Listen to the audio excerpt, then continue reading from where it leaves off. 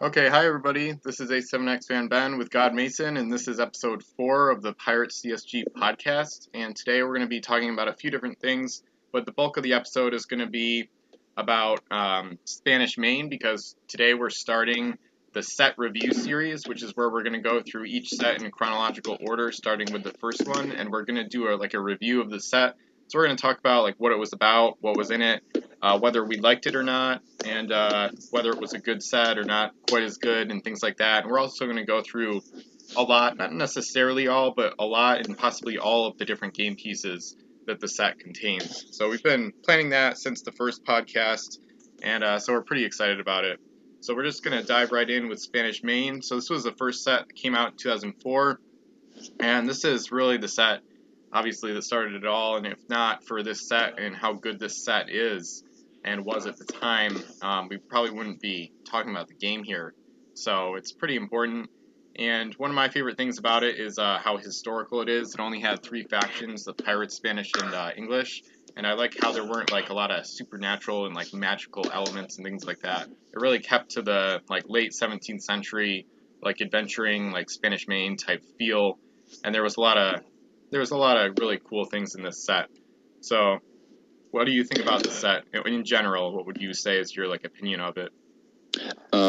Well, obviously it has to be a strong set because it really did get everybody into it. Mm-hmm. The game mechanics were well enough thought out, but also well enough streamlined so that they could be put into a pack, and you could basically open up a single pack with, who knows, a sibling or a friend, and just play a short little game, and that would make you want to go, hey, let's buy some more of these. I'd say overall the set, in the context of the rest of the sets released for the game, it still holds up pretty dang well. Yep. Ships like El Acorazado are, they were really never power crept. Mm-hmm. There are some other ships that are kind of hit or miss, but even some of the more lackluster ships in this set are still good. more than... If you look at a ship like HMS Belle of Exeter, mm-hmm. that's better than a bunch of the junk you'd find in Rise of the Fiends. Yeah. Mm-hmm. Yeah. It's...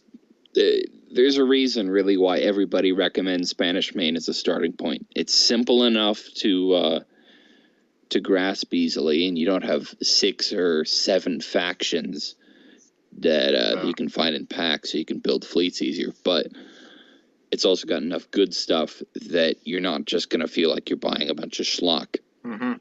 Yeah, mm-hmm. I think the set has really stood the test of time pretty well, because I could understand if somebody would think it's maybe a little boring or a little simple by today's standards. I would understand if they thought that, but at the same time, it's done really well, because there's still a ton of ships from the set, most of them really, that are still viable for gameplay.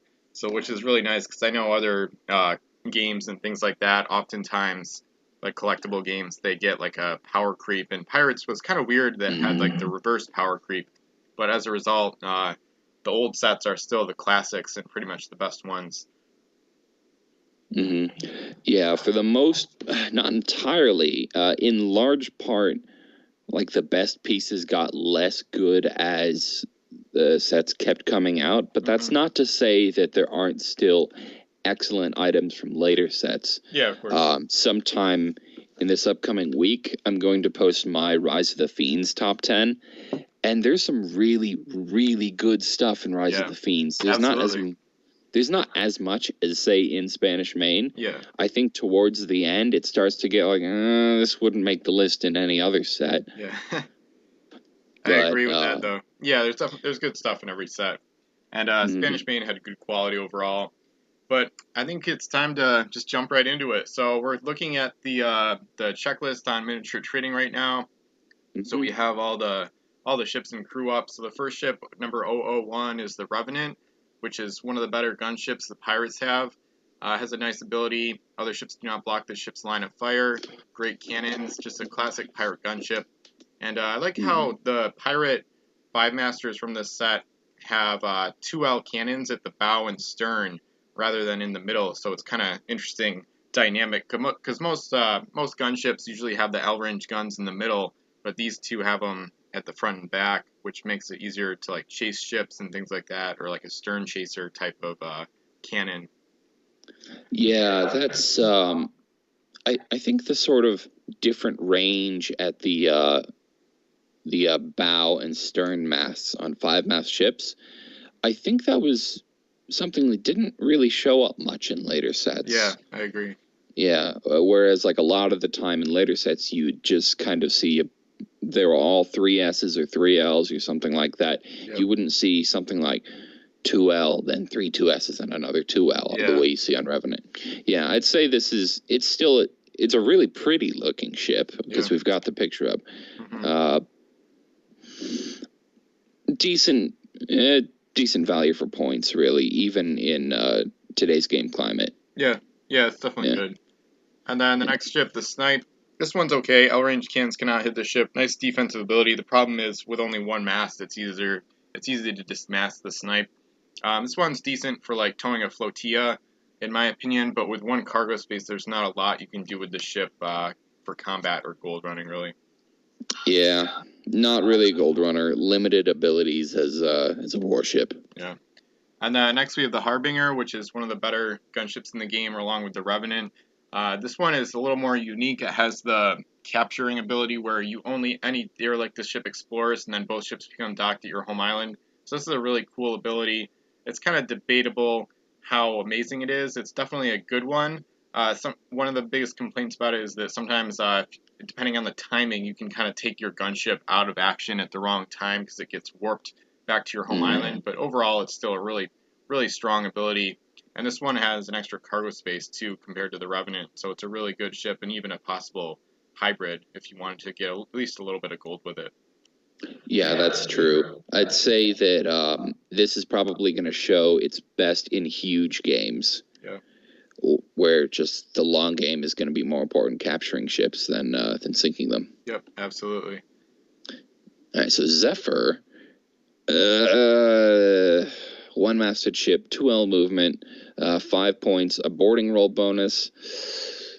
Kind of wasted on a ship that small, I think. Yeah, not too great. I remember reading, I don't know if it was a review by Wolf or just a comment by him. He talked about how back when Spanish Main was the only set, the Zephyr was actually the fastest ship like in existence. Mm-hmm. So that as a result, it was kind of unique from that standpoint. But like this one doesn't stand the test of time as well as some of the larger ships from this set. But similar to the Snipe, with that good base move, it could be a reasonable flotilla tug, but other than that, not a lot you can do with the ship. But at least it's cheap.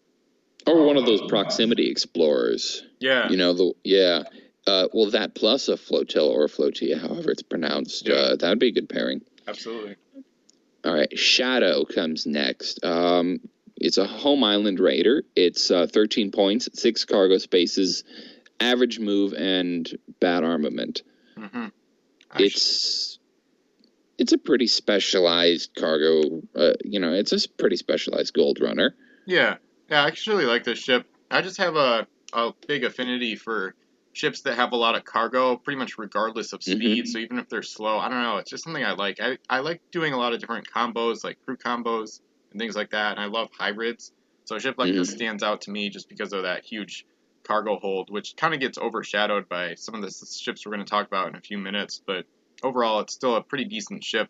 It's not great. It's not going to be like the best pirate gold runner or even their best home island raider or anything like that. But if you get like a Captain Helmsman Explorer combo or something like that, or maybe some good named crew, you could actually have a decent hybrid and a couple of ways of getting gold. You could steal it from other treasure runners. You could steal it from an enemy home island, or you could just pick it up from a wild island. So I like having those options. And the Shadow's a decent ship overall, kind of overlooked. Yep, agreed. I almost used it in a recent fleet, but I found that Ravensneck was a better fit based on... and speaking of Ravensneck, we'll be touching that one soon. Yeah. All right. Pandora. That's a lot of cargo for how much it costs. Yeah. 7 cargo spaces, 11 points, +1 to boarding rolls, decent ability. Mm-hmm. It's got so much cargo space for such a small ship, and it's not that expensive. Yeah, I kind of think of this one as like the poor man's Darkhawk II, because that ship has 8 cargo spaces and 4 masts, and costs 1 less point, and then the Pandora is more expensive and smaller, but 1 less cargo. So it's kind of like the poor man's version of that ship. But overall, you're right. And that's the other thing too. Like, it's kind of similar to the Shadow. This ship and the Shadow, the Pandora and the Shadow, are both overshadowed by the Darkhawk just because of how good that the Darkhawk is. So the Pandora kind of gets overlooked, but in reality, she's also a great hybrid because you have enough cargo to put aboard like 3 or even 4 good crew, and then still have spaces to get gold in a few different ways. And then that +1 to boarding rolls might help you steal from enemy gold runners if that's what you're intending to do. Yep, excellent ship all around, but just forgotten because of Darkhawk 2. Revenge. This one, I agree. This one doesn't have anything going for her. She's just boring, really. I mean, just average. She's average in every way, and then she gets +1 against the English, which isn't really a great ability for the most part. Average or below average cannons, average point cost, cargo space, and move. Those are all average. 4-master, nothing really stands out. I've never liked this one.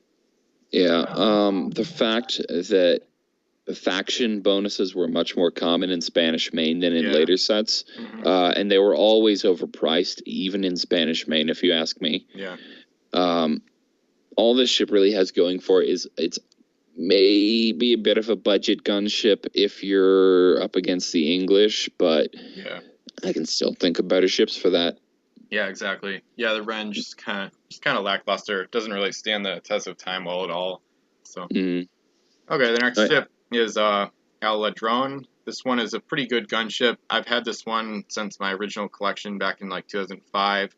It has good cannons. This is a 3-master, 9 points, 4 cargo spaces, L move, 3 2S cannons, and then when the ship sinks another ship, you may repair one of the ship's masts, which is kind of it's pretty situational ability. It's not as likely to be used on a 3-master, and if you have mast missing, your firepower is going to be greatly diminished as a 3-master. So not a great ability for the ship to have, but it's still a combat ability, which is nice because it is a gunship realistically with those accurate cannons. So this one's pretty good bang for the buck in terms of the firepower you get.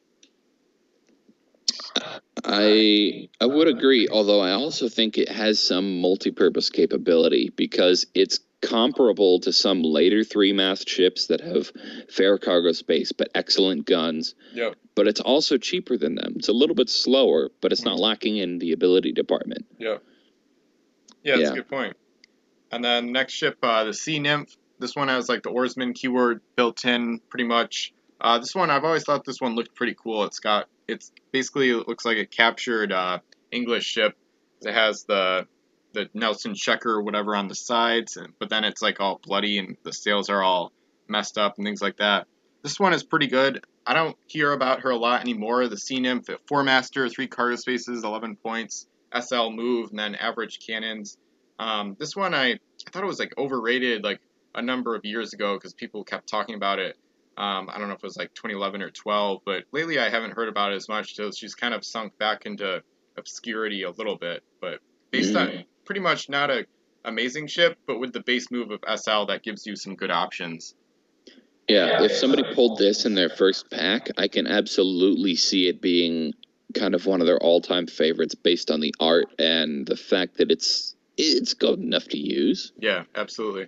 Yeah, it's a pretty solid ship. Okay. Silverback. Silverback. L-range cannons cannot hit the ship. Really good defensive ability. Mix of good 2S guns and then a 4L in the middle for some reason. Kind of expensive. I'm not even really sure how to talk about this one. It's probably a pretty good ship once you. Yeah. It's decent. It's just kind of in between. It doesn't really have the perfect armament to be a great gunship. Then it doesn't have enough cargo to really run gold effectively. So it's kind of an in-the-middle ship, kind of like a mediocre support gunship, because that ability makes her kind of expensive. It's a good one, but then you got that ugly cannon in the middle. So it's kind of a cool ship. I've been meaning to use this one more, but it's tough to remember her just because it's kind of an odd one, kind of an oddball ship. Yeah, I'm going to say it's a mediocre ship that has a good ability, and because of that, it's kind of expensive. Yeah, exactly. Yep. Okay, Dark Hawk 2. Yep. 10 points, 8 cargo spaces, L move, a pair of 2S guns, and a pair of 3L. The only reason why it's 10 points is because it has a keyword that says that its base move becomes S when she reaches her cargo limit. Yep. That's not adequate. No, not at all. Yeah, no, this should cost like 15 probably, at least. I want to say more. Yeah, something with this much cargo space. This is more cargo than most of the 10-mast ships. Yeah, exactly. Yeah, most no, of I the don't 10 mast disagree. I'm ships just saying, like, at least 15 at a bare minimum.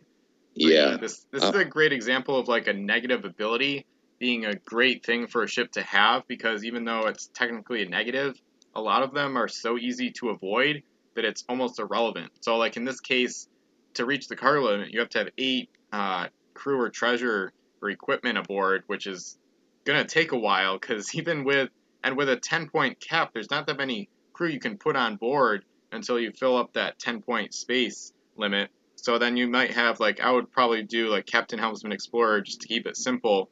And I still have 5 cargo, which you could fill up 4 with gold, and then still have 7 spaces taken up and still avoid the negative ability by not filling up the cargo. So it's a negative ability is just usually a great thing for a ship to have, and a lot of times they're easily avoided. I mean, just look to Banshee's Cry for an example of that. For Darkhawk 2, my first thought for a setup would be Hammersmith and Gentleman Joe cards. So you still got 8 cargo spaces, you've got SL move, and you've got your captain ability. Yep. You have found Explorers useful, which is why you put them on more ships. In time, I may change my mind and see things your way, but... No, I'm actually not a huge fan of them. I think they're kind of overrated sometimes, especially for the cargo space they take up. But one of the reasons I've mentioned them here is because like the Pandora and the Darkhawk, they have enough cargo to add an Explorer as well. If this ship only had 5 cargo spaces, I definitely wouldn't want to put an Explorer at least. But yeah, in this case, you can afford to just because the cargo hold is so big. And I would say the Darkhawk is one of the better hybrids in the game, even by today's standards. And there's definitely a case to be made that it's the best ship in the game. That's what it was generally back in like Spanish Main and Crimson Coast. Before the Banshee's Cry came out, this ship was pretty much the best ever. And you could make a decent argument based on how fragile the Banshee's Cry is and how like Odin's Revenge could be popular if competitive play returned, things like that. You could make a decent case that it's still the best, but I wouldn't really agree, but it's still like top 5, no doubt. Yeah. Although with a ship like Banshee's Cry is, I mean, as you said, Runes of Odin, I think it was. Yeah. Or maybe even something like Runes of Death, which I think did take 1 mast off of everything. Kind of counterable later in the game, but those are somewhat rare for unique treasures because they're from Frozen North. Yeah, Odin's Revenge is especially rare, yeah. Yeah, all right. Freedom. Doesn't really have much going for it. Yeah. I think it's decent, but it's tough to take advantage of the ability. This is another home island raider, just like the Shadow, but with 3 cargo spaces, I'm usually going to put like a captain and helmsman aboard, because the guns are pretty solid, 3L, 2L, 3L. So I'd use it as like a support gunship, and then have at least 1 cargo space open for the option of home island raiding, but it's it's pretty expensive. That would be 17 points total, so it'd be pretty expensive for what you get, especially compared to the competition. Yeah, I'd say this ship, I remember I had a talk with, in the rules thread sometime, about whether or not gold is supposed to be face up on a home island, and I think the general consensus was something like, well, you choose that at the start of the game. If you're playing a game where stuff is face up, I can see this being a really good way to damage a gold runner, make them spend a couple turns at home while you take the single most valuable coin off the island and run home. Yeah, absolutely. Yeah, it's usually face up in 2-player games and then face down in multiplayer. But usually what I do is I like to have the player with this ability pick, even if it's face down, just because it makes more sense to me. Because and the same thing with like winning a boarding party. It's nice to, it makes sense. Like if you win a boarding party and take over the other ship, you can you're certainly going to rummage around for the best gold. You're not just going to take the best. You're not just going to like take the first thing you find and like run off with it immediately. So. All right, Ravensneck. Yeah, I love this one. Yeah, really good ship. Actually, this is one of the 2 ships that I pulled in my first ever pack. Nice. I don't remember for sure which the other one was. It might have been Silverback. It might have been Bolingbroke. I don't remember at this point. But I was really excited about this ship because, 4 masts, pretty big. Decent ability. You can look at 1 face down treasure on any island. Good cargo space. Good armament overall. Yep. Not too expensive. She's not a Darkhawk 2, but she is still really a great ship. Yeah, it's really a nice hybrid too, because kind of like with the Darkhawk and Pandora, you can afford to put like Captain Helmsman and maybe an Explorer aboard, and then still have plenty of cargo left for gold. So a great hybrid option. Good, yeah, like you said, good armament, great cargo, and that ability is pretty nice for like looking for unique treasures, trying to find like negative UTs to avoid like plague or something like that, and also to see if you use it and then you see you look at something an opponent's going to, an island they're going to, and then they pick up the gold, then you can kind of think that if you found a 7, then you might assume that they took the 7. That might help you if you're going after that ship or something like that. So it's a pretty good, nice ability too, kind of underrated, and it's a nice cheap ability too. And the ship is really cheap for what you get. I could easily see this. I would probably use this ship, even if it was like 15, 16 points. I would probably still use her sometimes. So, really good ship. And she'd be a better receptacle for expensive crew if that happened. Yep. I'd also like to point out that in a recent fleet, I used Ravensneck paired with Devereaux, who has a similar but not identical ability, which means they can stack. Devereaux can look at 1 treasure on any wild island or ship, which means that paired with Ravensneck, you could look at 2 on any wild island or split between island and ship. Yeah, it's a great option to have. I'm going to test that out because I've lost 2 consecutive games to my dad, and I'm not going to let that happen again. Yeah. Yep. And then the next ship is the Windjammer. This one's one of my favorites. This is a ship I wrote a review about a while back, and it has a nice, very good speed, SL speed, 3-master, decent cannons, 3S, 2L, 3S, and then it has the ability forts cannot shoot at the ship, which is funny because Spanish Main didn't have any forts. They didn't come out until Crimson Coast, and then Revolution continued with them as well. So this was a unique ability that pretty much made no sense when it first came out, but it was like a preview, which I think is pretty cool. And I think it's a really good ability, actually, because forts can be a really good strategic play. And in Vassal Tournament number 2, we've used them to great effect. So this ability is really good. And then combined with the speed and the decent cannons and the cheap 9-point cost, the Windjammer is actually a pretty good gunship. Yep, it's a niche ability, but it's super powerful when you do get to use it. Yep. Okay. El Ballista. This one is bizarre. Actually, I can see this one being kind of fun. Okay, it's a 4-mast ship, SL movement, 2 cargo. And on the turn this ship is pinned, eliminate 1 crew from the enemy ship. This thing is basically a boarding torpedo. Is all it is. Yeah, it's like a suicide attack ship. Yeah. It's reasonably fast. It's kind of big. It's got a boarding and ramming focused ability. Yep. You put something. You put a boarding roll booster and a helmsman on this. Yep. And just go around killing crew.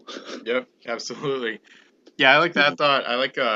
I've actually used the captain on it decently well, too, because if you ram, you might be able to get some of the shots in range. The guns aren't great, but, 4L times 3, you don't have, they're not that accurate, and then you have a 3S at the back, but the sheer quantity and some of the L range guns at the front there can make it a decent little suicide gunship. But, yeah, this one's really unique because it has 2 cargo spaces, and like we've seen, the other 4-masted pirate ships in this set have like 6 a lot of times or more. So it's that's why I said it was bizarre. It's such a anomaly in the set, and even now that all the sets are out, it's still a really unique ship. But yeah, usually I would put like a captain, maybe a helmsman aboard or something similar, and then just let her do her thing. She's probably not going to survive the game, but she can definitely be a really good distraction in the meantime. She'll be really good fun. Yeah. Yeah, that makes me want to put together a suicide attack gunship fleet at some point. Yeah. That should be good fun. Yeah, and it's a unique ship too, because most of the other ships with that ability, or the one that eliminates a mast and a crew, are usually really small. So this one is unique because it's like a huge attack torpedo ship, whereas the other ones are like little pests. This one's actually like really big, so it makes it even more weird. So I would say probably one of the stranger ships in the game, really. Yep, you can win a boarding party after you ram, unlike with the smaller ships. Yep, exactly. All right, Recreant. Yeah, I like this one a lot. I think it's a underrated option. Really good cheap firepower. 3-master, 9 points, 4 cargo spaces, L move. All the guns are 2S, which is really nice. And then has a ability to eliminate crew on a successful hit once per turn. So basically, pretty much a good gunship, and kind of similar to Algernon and some of the other Pirate 3-masters released in later sets. Just really good cheap firepower for what you get, and based on the size and some of the other better ships in this set, kind of overlooked too. So pretty good gunship option.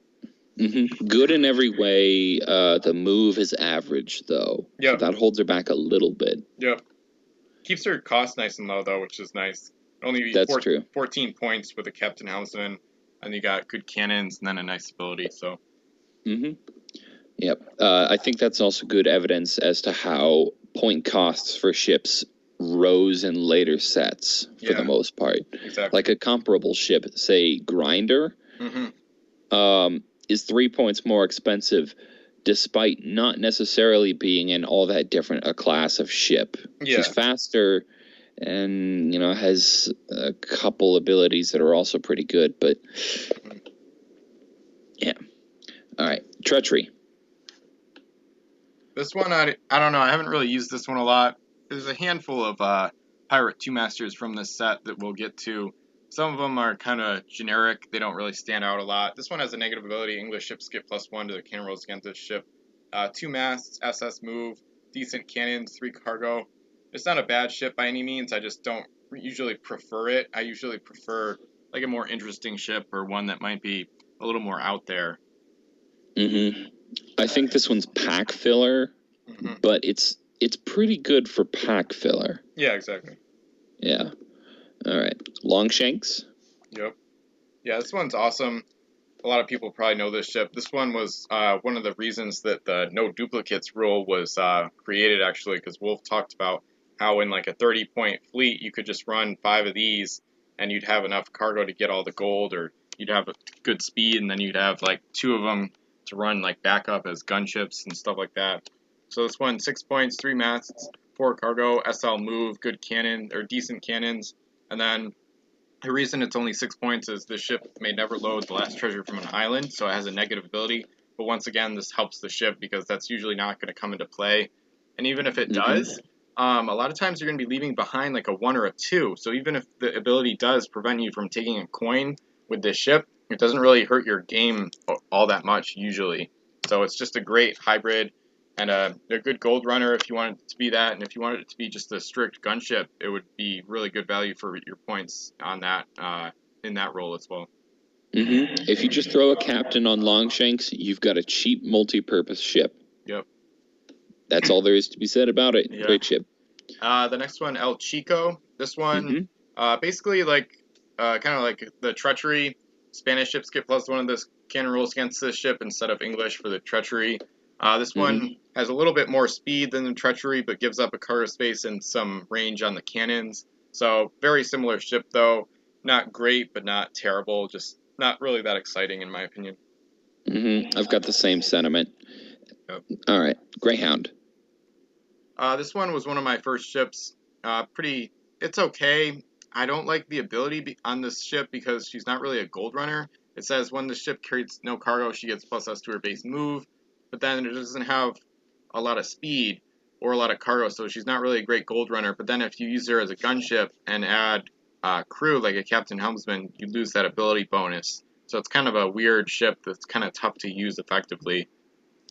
Plus, there's the fact that we were just looking at multiple other 9.3-masted ships with better guns and more cargo space and better abilities. Yep, exactly. Yeah, it doesn't really stand up well against competition at all. In its own set, even in later sets, it would just be kind of a ship nobody would ever go out of their way to use. Yeah, exactly. The Carrion Crow is next. This is a 2-master. This one I actually do like quite a lot.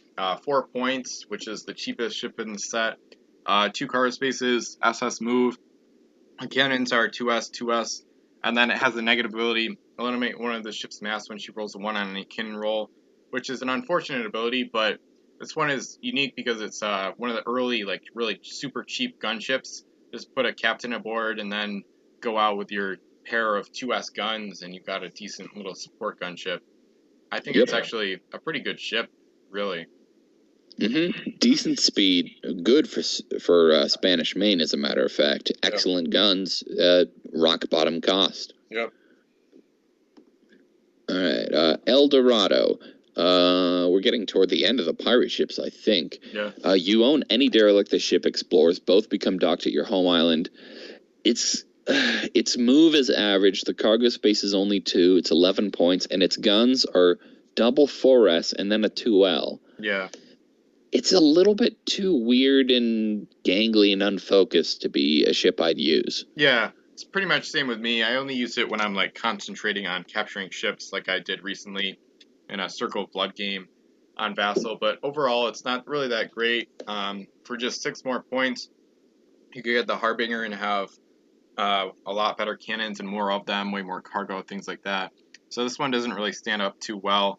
It might be the worst ship with this ability. I mean, there's only like 4 or 5, but this one's not, it's just not that great. It's tough to, it's like, yeah, like you said, it's not focused. It's not good enough to be a gunship or a gold runner. So she's pretty much relegated to just using her ability, which is going to be a pretty big usage of points in a game. So not that great overall. If you paired her with Harbinger, I think it was, if you paired her with that ship in a larger game, I can see it, I can see them being a good sort of pair to attack other task forces and capture their ships. Yeah. Derelict one ship and use El Dorado to send that one home, whereas, the larger ship will then finish off the second one and take it home as well. Yep. Yeah, that's actually similar to what I made a fleet called the Ship Stealing Fleet, and it uses all the game pieces with that ability, and that's kind of sort of what it does. So, and that's kind of, I pulled that off to some degree in the game I was talking about, which was really fun. So, and then next ship, the Royal Fortune. This one, Spanish crew may use their abilities on the ship. 2-master, 7 points, pretty average speed, average cargo, average cannons. Not really anything to write home about with this one. Kind of boring. Yeah, just pack filler, really. The next one, Muerta de la Corona. This one is important to me because it was one of my first 4 ships. I got 2 packs of Spanish Main back in 2005 to get started in the game, and this is one of the 4 ships I pulled. It's actually a decent gunship, mostly because of the speed, which is SL. Other than that, it's pretty much average. It gets +1 against the Spanish, so if you know you're going to be facing them, it's a good option. Overall, a decent sport gunship. The speed is really the only thing that makes it stand out, but it is fast. Yep, definitely it's one of those situational ships. Yeah. That's just what it is. It's really excellent in the right situation, but kind of underwhelming everywhere else. Yep. The next one, the Bonnie Kate. This one is similar to the Royal Fortune, and kind of like the Treachery and Chico, kind of like reverse abilities. So now English crew can use their abilities on the ship, kind of similar to the Royal Fortune with the Spanish. Once again, pretty average though. This one I would say is a little better than the Royal Fortune. It has a little bit better cannons, slightly better, and also it's a little faster. So this one's a little more viable, but once again, nothing really to get excited about. Although I did accidentally come up with, I think, a pretty good crew pairing for this one. Rise of the Fiends, Hermione Gold, and Trevor Van Tyne. Oh, that's good, yeah. Because that would make this ship really pretty quick, decently well-armed, and not all that expensive. I want to try that out sometime, because I don't think anybody else is ever going to do it. Yeah, that is a cool combo, actually. Yeah. All right. Batavian Bat, or Sturmvogel in the German version. Yep. Guns are bleh. Yeah. Move is decent for Move is average overall. Cargo space, bad. Point value, 9. It's, as we said earlier, it's a bad ship with a good ability. Yeah, exactly. Yeah, this one is special to me because along with the Muerta de la Corona, this one was one of the other ships I pulled on my first 2 packs. So it'll always be special to me, especially my original copy. But after being a fan of the game for a while now, I do admit that this one's just not very good at all. It's tough to use in any capacity because it's not gonna fight well, and it's also doesn't have enough cargo to get gold. So there's nothing really to do with it. I can see it being a sort of, like, I'm going to choose a bad ship for this role sort of thing if you know your opponent really likes to use L-range guns. Yeah. I can see it kind of being an odd choice for that, but it's not good. Yeah, exactly. The Venture, this one, this is another 4.2 master, so really cheap along with the Carrion Crow. Similar, same speed, same cargo, same point cost. The cannons are a little worse, 3S, 3L, and then the ship sinks when her last mast is eliminated. So I don't really like that ability as much as, well, I don't like either one, but I'd rather have the Carrion Crow's ability to eliminate masts on a 1 cannon roll. The Venture, basically, you hit her twice and she sinks, so there's no chance of repairing and using her again or having a derelict with an oarsman or something like that. So I think the Carrion Crow is far superior, and as a result, I don't really use the Venture. I'm not a huge fan of the ship. You know what Venture reminds me of? A one-masted longship. Because if you think about it, a one-masted longship also takes 2 hits to sink and gets to shoot twice. Yeah, that's a good point. The only difference being that this ship can, still shoot once after losing a mast. Yeah, that's a good point, actually. I guess that kind of goes to show how overpriced longships ended up being. Yeah, that's a good example. All right. Silver Dagger. Slow, gets plus L to her base move. She has all her masts. So if she has all 3 masts, which are all 3S, that means she moves SL, but I've never liked that ability because it's not good for a warship. Yeah. I actually like this one. It's kind of weird. I don't know. I don't really mind this ability. I know it's not that. I know it's usually paired with ships that have S move, so it's not that good. But I just like the thought of having it move SLS with like Captain Helmsman, and then it like really the speed goes way down as soon as you start losing mass. I don't know why. I just find it kind of amusing. I think it's a little bit underrated. I think it's still a viable type of ship and a viable ability to use. The other thing I like about it, I think the name is cool, and then I think it has really cool artwork too, because it's kind of like white kind of on the hull, and then it has like some blue trim though, so it's a kind of a cool ship overall. Not great, but it's a fun one. Yeah, you won't hear me argue that. It's definitely a pretty ship, and I'm sure it does have its use. Yeah. So now we're into crew. We've reached Pirate Crew. Pirate Crew. So first one, Calico Cat. So she gives SAT, which is same action twice. Once per turn, before you give a ship an action, roll a d6, and at 5 or 6, ship may be given same action twice. So this is an ability that's become like just an absolute staple of fleets since the beginning, and absolutely up till nowadays as well. She stands the test of time really well. Just an amazing crew. Really, probably should have been, I'm thinking about 5 points and then extra action like 6 or 7, but they stuck with their cheap point costs on the double action abilities. So that's just what we have nowadays too, and that's why it's part of the reason they're so good. Yep, 3-point SAT. This crew is actually used in said recent fleet that I keep talking about. Just go check my page. It's the Colio Terrorize the Seas one. All right, Captain Blackheart. Well, Captain with the sack ability, sacrifice a crew for an extra action, which basically means you can just stock up on oarsmen or what have you and get free extra actions. Blackheart was always underpriced. Absolutely. Yeah, the sack ability should have been way more than 2 points. And as a result, Sac Captains are some of the best crew in the entire game. They're staples of competitive fleets. They always have been and always will be. So yeah, definitely one of the best crew in the game. And I like how these are big characters too, like Calico Cat, Blackheart, Phantasma is next. Like these are some big characters that lasted throughout like the whole run of sets that the game was in production for, which is cool.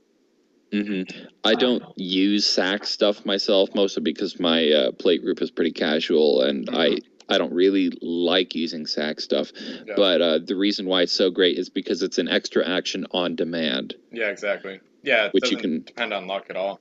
Yeah, which you can only really get from Micron. Yep. Yeah. And then next, the first version of El Phantasma was Pirate before he turned Cursed. And he gives the home island raiding ability for 4 points, which is usually, it's generally worth 3, sort of, but 4 isn't, like, too bad or anything. Not a bad crew. It's just that his other versions are more famous because they're better, basically. That's pretty much all I have to say. Yep. Although we can say that on a plus, he has a link to Ghost Crew, which other crew of his type don't really have. And I think we should sort of jump straight to Ghost Crew to talk about that. And then go back for the others. Ghost Crew is this ship. The ship's crew cannot be eliminated unless she sinks. That's 6 points, though. Yeah, it's just overpriced because the next set, Crimson Coast, Jack Hawkins has SAT and that ability for 6 points. So I would never really use Ghost Crew. The link is nice, but it doesn't really. When you're spending 10 points on those 2 abilities, you're not going to have that many points left for other crews sometimes, and overall it's just kind of overpriced for what you get. Yeah, plus there were the Doctor crew, which were also too expensive at 5 points that basically have the same ability. Yeah, pretty much. And then you could get like an oarsman or maybe 2 oarsmen or something to try to protect your crew that way too, which is a decent idea. So, yeah. There were also those like Marrow from Rise of the Fiends or Leanne Park. Yeah, it's awful. Yeah, the same idea, same overpriced junk. Yep.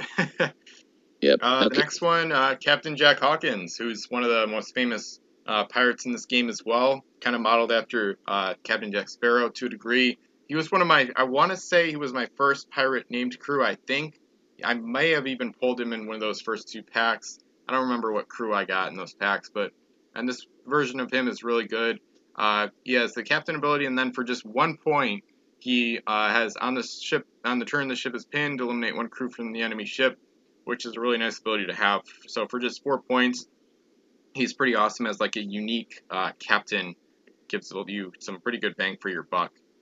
Definitely boarding focused. An excellent cheap crew if you want to make a suicide torpedo ship.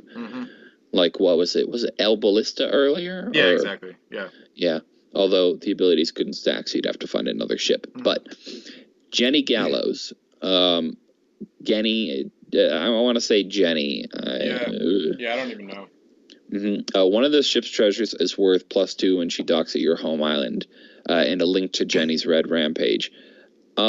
This is one of the most powerful abilities in the game. Absolutely. Ben just explained to me, because for the longest time I didn't get why the crew swapping ability of a ship, a crew like Captain Jack Sparrow was so powerful, until he explained that basically allows you to teleport gold back to your home island and do so 1 at a time, and thus allow for up to 4 points of bonus gold each time. Yep. And I mean, you can basically end a regulation 40-point game with a single island by doing that. Yeah, effectively. Yeah, this is one of the best abilities. It's just so good. It's a game winner. It's a game-winning ability. It's just like, I mean, the goal of the game is to get gold, so anything that adds gold to your total is automatically going to be great. And this one, it's like one of the most like direct ways you could win a game single-handedly. And even in this case, like if you, let's say it was a standard game and you and your opponent both had 15 or whatever, if you had getting Gallows unload, even just once, you would win 17-15 with the bonus. And then imagine if you get it 2, 3, 4, 5 times, it's going to be very tough for an opponent to come back unless they have a bonus crew of their own. So it's just amazing. It's only 3 points. It should have been at least 5. You could pay 7 or 8 and still get value out of it. Yep. It's that good. It's so amazing. All right. I want to jump to Jenny's Red Rampage again real quick, because that's the linked crew. 2 points. This ship gets +1 to her boarding rolls. that ability was more expensive in later sets. Yeah, it should be 2 points. It's not even that good.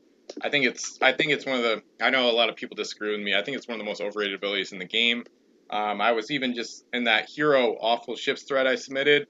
A 4-master was facing a 1-master and had +1 to boarding roll, so at basically a 4-master advantage, and then the 1-master still won. Because it's all just luck. It's just a 6 versus a 1. It just depends on what you roll. You could always just roll a 1. And I just think it's really overrated. +1 to boarding rolls doesn't really give you a lot of. It's not a big bonus in the grand scheme of rolling a 1 through a 6. So in the case of like a reroll, you could get +5. You could go from a 1 and then reroll that die to get a 6. I mean, it's unlikely, but it's also unlikely that the +1 to boarding rolls is really going to pay off a lot in the end. So I think it's one of the most overrated abilities in the game. And also, like you said, it got more expensive as the sets wore on, which is pretty insane. I would never want to pay more than 2 points. I think 2 points is fine. I just think it's not as good as people think it is. It's also really common. I believe. See, I'm the opposite. I actually think that this is a really good ability. Okay. And the reason why is because of the advantage in boarding that even just a sort of base advantage of 1. Let's say 2 4-mast ships, except one of them has this ability. Your odds of winning rise drastically when you have even 1 point of advantage I actually disagree. on your opponent. I disagree, because you could just roll a 1, they could roll a 4, and then it still doesn't matter. It should be like +2 or +3 to boarding rolls to even matter. I've played so much, this ability it doesn't affect things that much, which is why I'm not a huge fan of it. I mean, I get that, but at the same time, I really think that even the small advantage means quite a lot, because, I mean, it is just RNG anyway, but why not tilt the RNG to favor yourself? Yeah, I just don't think it's worth it, usually, especially I'll have to find the numbers, but I'm pretty sure that, like, the odds tilt more than 50% in your favor when you've got even an advantage of even 1. And I think, like, the odds of having a negative outcome from a boarding roll are really tiny, like less than 1 in 6 when you have even a 1 advantage of boarding. I need to do the numbers. Don't quote me. Yeah. I just haven't found it to be that effective, because you have like a 4-master boarding a 2-master. Let's say the 4-master has this. Sure, you have an advantage. You have a 3 advantage, but then they could roll a 6 and you could roll like a 2, and then you still lose. So I really just think it's not worth using a lot of times. It's a nice thing to have like built into a ship, but I don't really like paying for it most of the time, unless you have like maybe like a 5-master that has like a ton of boarding abilities and escort and stuff like that, and you're just like building like a boarding monster. Then it's just fun to add it anyway, just to like overkill. But overall, I still think it's overrated. Yeah, I guess we'll have to talk about that on the forum sometime, discuss that. I'll put up a table of numbers or something. Yeah. All right. David Bones Wiley. If the ship carries treasure and is within S of an enemy ship, you may randomly trade 1 treasure with that ship. Do you have any experience with this ability? Not really. I made a recent fleet that uses it, but I haven't used that fleet yet. It's really tough to use because it's random, and based on that, I don't know, the best way I can think of it is using like other spy abilities like Lucky the Parrot and the Ravensneck and stuff like that to try to find an enemy ship that has like a 7, and then if you purposely pick up like a 1 and nothing else, then it won't be random, so then you could make like a guaranteed profit from it, as long as you can get away, of course. So then that's the other problem. If you're raiding like a hybrid or something, you might get attacked in return, so it's pretty tough to use. It probably should have been 2 points. It's kind of tough to pull off, basically. Yeah, it seems a little bit expensive and not that effective of a strategy. It's interesting, and I want to see somebody do it, but you just mentioned Lucky the Parrot, who is David Bones Wiley's linked crew. 1 point, once per turn, the ship may look at any 1 face-down cargo on any ship. Yeah, it's good for 1 point. It's fine to spend the 1 point on that, and it kind of functions like an explorer or an oarsman in terms of protecting other crew, and then maybe being like a sack option, which is nice. Yep, agreed. I think next was Fidel Zuan, or Zuan. Bonus to cannon rolls against Spanish ships. Faction bonuses, you know, they were probably kind of iffy back in Spanish Main, and they're definitely iffy and close to useless in a post-Spanish Main world. Yeah, I don't know if I've really used him, maybe as like an afterthought in like a big game, but yeah, I totally agree. And then the only thing, you can technically bring him into the game with a 0LR +5 crew, because he's less than 5 points. So if you see your opponents using Spanish ships, you could bring him in. But other than that, very limited usage and not really worth getting. His link, Gaspar's one, is one of those 2-point cost reducers that allow you to fit more crew on one ship. But, you know, those only come into their element if you have at least 3 other crew on a ship. Yep. And even then, it's just such a niche it's incredibly situation. Niche. Yeah, it's only in, like, really specific times when you're going to need something like that. There's a few specific builds where I've used ones from other factions, but I haven't really needed this guy on any pirate ships at all yet, so... Yeah, and to any listeners who may think that this is sort of an alternative to 0LR +5, it's not. No. What this does is it only prevents crew from counting against the ship's total point capacity, sort of. Yeah, they still cost points. Yeah, it's not like you can just flood a ship with oarsmen just because of this crew, and then just throw on a Sac Captain. I tried to do that once, but it wasn't legal, so. Yeah. The next one, Skyim the Monkey. This one's linked to Captain Jack Hawkins, we talked about earlier. Once per turn, the ship may randomly take 1 treasure from any ship she touches.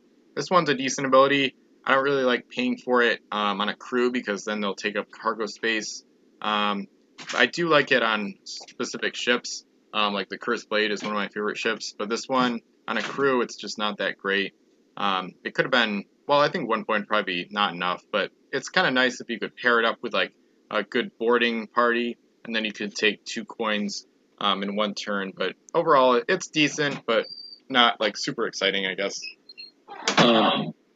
I would like to add on to that. I think Ben just had to go check on his dog. No, I think Skyim the Monkey may actually be pretty good because, remember, we were just talking about Jack Hawkins being captain, a rammer, a sort of boarding-focused crew, and, I mean, it's linked to that. So, basically, for 7 points, you're getting a captain, or wait, no, is it 6 points? Yeah. 6, okay. For 6 points, you're getting, and for 1 cargo space, a captain, something that'll kill a crew when you ram, and something that'll take a treasure in that very turn. You basically get 2 free boarding party wins when you ram a ship. Yeah. Yeah, it's a solid combo, yeah.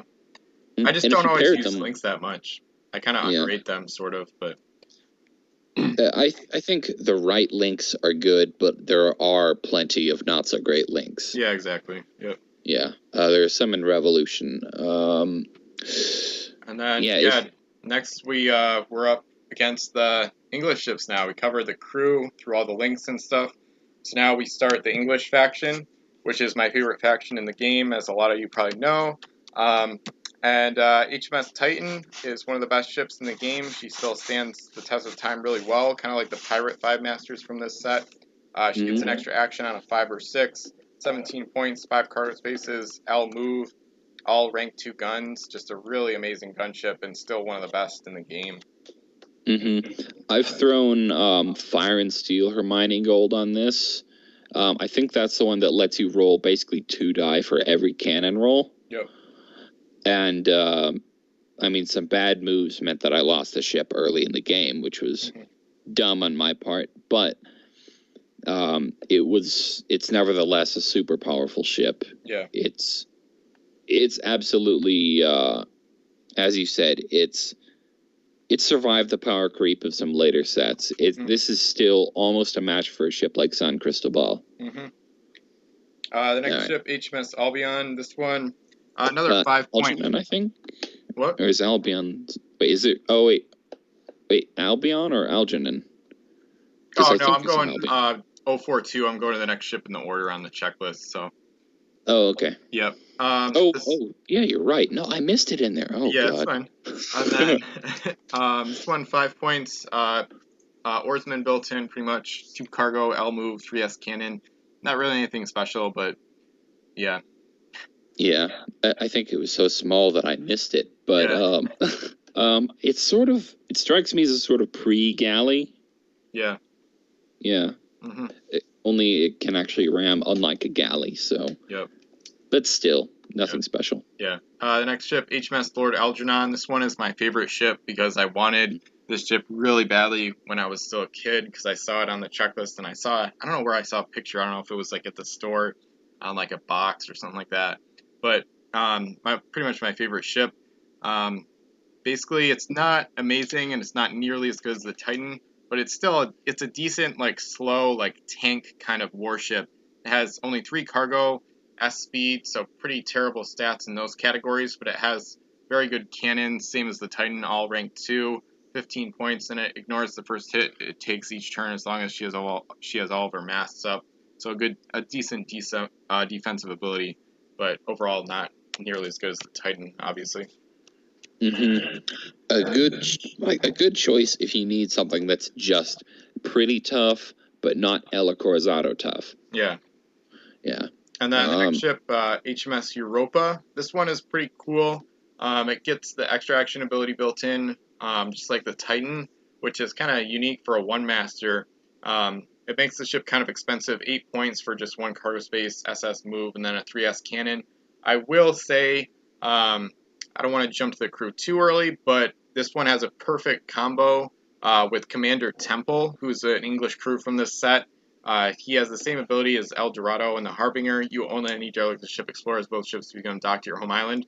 So this one is perfect for the Europa, because a lot of times if you don't want a gunship to be taken out of action with that ability, you can put it at Commander Temple, who's the only crew in the game with that ability. So you can put him on any English ship, put him on the Europa, and then have that ship tag along with the Titan or some other ship that can really dismass enemy ships, and then the Europa will hopefully get an extra action at the perfect time, which actually happened twice in my recent Circle of Blood game now, which is still to be finished, and it's actually worked really well with Temple on board. The Europa has captured 2 ships. You wait for an extra action, then you can move in at SS, and then with the extra action you can explore the enemy derelict and then warp it home with Temple. So it's pretty much a really great combo from Spanish Main. It's kind of expensive for a smaller game, but overall it's a cool combo from the early days of the game.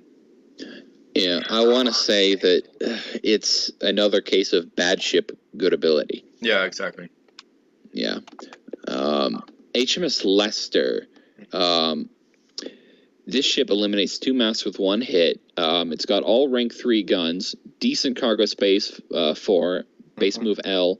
Point cost is really expensive, but she is a really hard hitter. Yeah, I would say it's worth it. Probably the best especially if you put on a world hater. Exactly, that's what I was going to say. That's what I would recommend for people, because the guns are kind of average, but then if you put a world hater to get +1 to your cannon rolls, this ship can really be worth her high value point cost. So a really good ship. I like it a lot. Yeah, high cost 4-masted ships. There aren't really a lot of them, but they tend to be really cool alternatives to 5-masters if you feel like some kind of really nasty main gunship that isn't a 5-master. Yeah, absolutely. It was a good example of one. The next one actually has the same ability, HMS Oxley, but this is pretty much the complete opposite. So our guns are not very good. Also expensive, but in this case, it's totally not worth it. Even if you put a world hater aboard, they're going to be pretty much average. And average then, at best. Yeah, with a Captain Helmsman, that's going to run you like 24 points or something total, which is totally not worth it. So the Oxley, just not that good of a ship, really. It's the real thing that breaks it is It's 3 points shy of being the Lester, but its guns are less accurate. It has less holes, less space in its hold. For that 3-mast difference, for that 3-point difference, you get an extra mast, you get more hold space, you get more accurate guns. Yep. It's absolutely worth it. Yeah. Next one, HMS King Edward. This one is a really nice hybrid. It's a rare English ship with a ton of cargo. It has 6 cargo spaces, kind of like some of the Pirate 4 Masters from this set. It's mostly a hybrid because of the ability. If the ship has a captain and crew, she gets +1 to her cannon rolls. So her cannons are rank 4, but then with a captain, you become rank 3, and then add a helmsman and maybe an oarsman, you got a decent hybrid ship. Yeah, the ability and the hold space turn this from kind of what would otherwise be a bad English ship into yet another pretty good one. Yep, exactly. Yep. HMS Belle of Exeter, which I've mentioned, I think, way too many times for such an unremarkable ship. This ship's cannons may not be eliminated, mast still be. If derelict, she cannot shoot. A pair of 3S guns and a 4L. 16 points is just... It's just a little bit too much for that. It's a smaller version of HMS Dreadnought? Yeah. But, it's not kind of...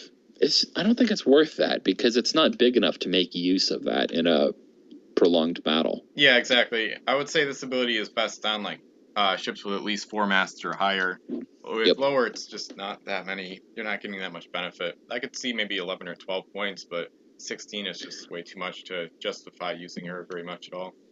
I want to say 10 would make her really good as a sort of aggressive ship that you don't mind losing, suicide attack. But HMS Dover doesn't actually have a special ability, but she doesn't need one because she's 10 points. She gets 5 cargo space, a 2S move, and she's got all rank 3 guns. Yep. Yeah, nothing to complain about, really. Nothing super remarkable, but nothing to complain about. Yeah. Something like Thomas Gunn on here? Yeah, absolutely. Yeah. A lot of good Simple options. Ship. Yeah, I like her as a hybrid. Nice, like a durable gold runner with the capacity to fight as well. This is another good example of not only are negative abilities usually good for ships, it's often good for them to not have any abilities, because we've seen some ships that have abilities that make them more expensive than they want to be. Like the Belle of Exeter is a decent example, and the Dover, if she had that ability, she would probably be overpriced, but in this case, she's a great option. So, yep, it's just a dull ship, and we don't have much to say about her, but she is good. Yeah, she's really good. Yep. The HMS Bolingbroke. Yep. Yeah, this is one of my favorite English gunships. All ranked 2 cannons, solid speed, S+S, decent average cargo at 3, 9 points. Other ships do not block this ship's lines of fire. That's a much better ability with with 2 L guns. If the range was L on all of them, only one of the guns is long range. But regardless of the ability, though, just a really good gunship the English have. Pretty cheap, effective firepower. Cheap, accurate guns, reasonable speed, enough cargo space. Yep. All you really need. HMS Gallows, another one of those sort of cheap 2-masted ships.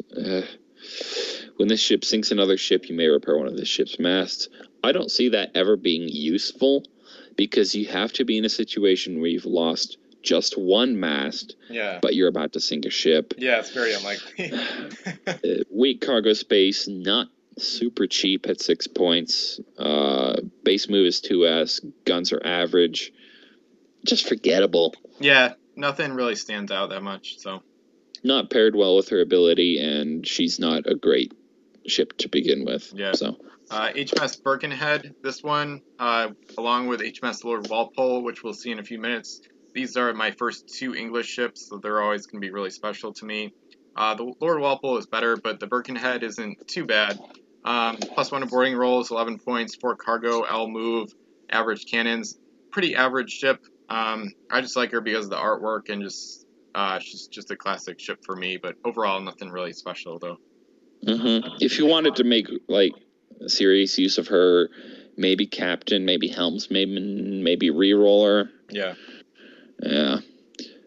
Not much to say, though. Yeah. The HMS Mearsman is the Mearsman. next one. Unlike the Gallows, I think this one's more interesting, mostly because of the ability. Yeah. It's a 2-master, same speed as the Gallows SS, same point cost of 6, 2 cargo, average cannons, but you can double the range of them, but have to roll a 6 to hit. So she has the sniping ability, which is a pretty fun ability. It's not super awesome in game, but it is fun, and it's a cool option to have in case you're not in range with the S range guns. I think this is a kind of ship where either a captain and helmsman or a captain and a flotilla would be a really good pairing. Yep, absolutely. Just anything to help accentuate that strength. All right, you mentioned the Wycliffe earlier, right? Or am I thinking of? Oh no, you were talking about the Walpole, but we're on the Wycliffe anyway. Blah ability, good guns, and an average base move and cargo.